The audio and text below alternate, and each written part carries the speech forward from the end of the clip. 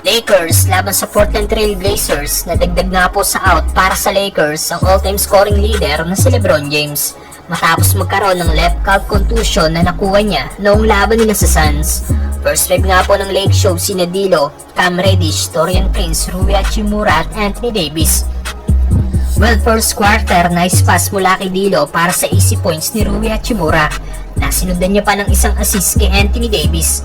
Umatake na rin si Taurean Prince ng isang layup. Grabe naman ang body control ni Reddish para ma-shoot ang kanyang tira. Nagpakita naman nga po ng kanyang pagiging athletic si Cam Reddish at gumawa ng isang 200 dunk na aprobado kay LBJ. Nakakalamang nga po ang Portland dahil sa balancing scoring ng team.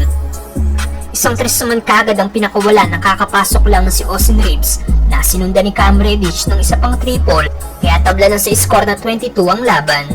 Binastos naman ni Reddish ang dalawang Portland player na tinirahan niya lang ng isang layup.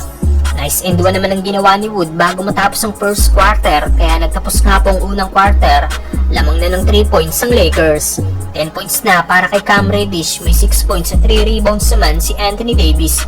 Second quarter, balik Portland nga po ang lamang mula sa tres ni Jeremy Grant. Slow start para sa Lakers kaya nalamangan kagad sila ng Portland. Alat ni Jackson Hayes na meron kagad 3 foul sa loob ng 4 minutes playing time. Buong second quarter nga pong naghahabol ang Lakers sa lamang ng Portland. Pero dahil sa mga stops na ginawa ng Lakers at mga puntos ni Reddish at Davis bago matapos ang second quarter, naibaba na nga lang nila sa 1 point ang lamang ng Portland. At nagtapos ang first half si score 57-56. Leading para sa Lakers si Cam Reddish na meron ng 16 points, may 11 points at 6 rebounds naman si Anthony Davis. Third quarter, dito na nga po tuluyang nakuha ng Lakers ang momentum ng laro kung saan tinambakan na nila ang Portland mula sa solid production ng first break ng Lakers kasama ang off the bench na si Austin Reeves. Napalaki nga po ng Lakers ang lamang sa double digit na umabot pa sa 14 points.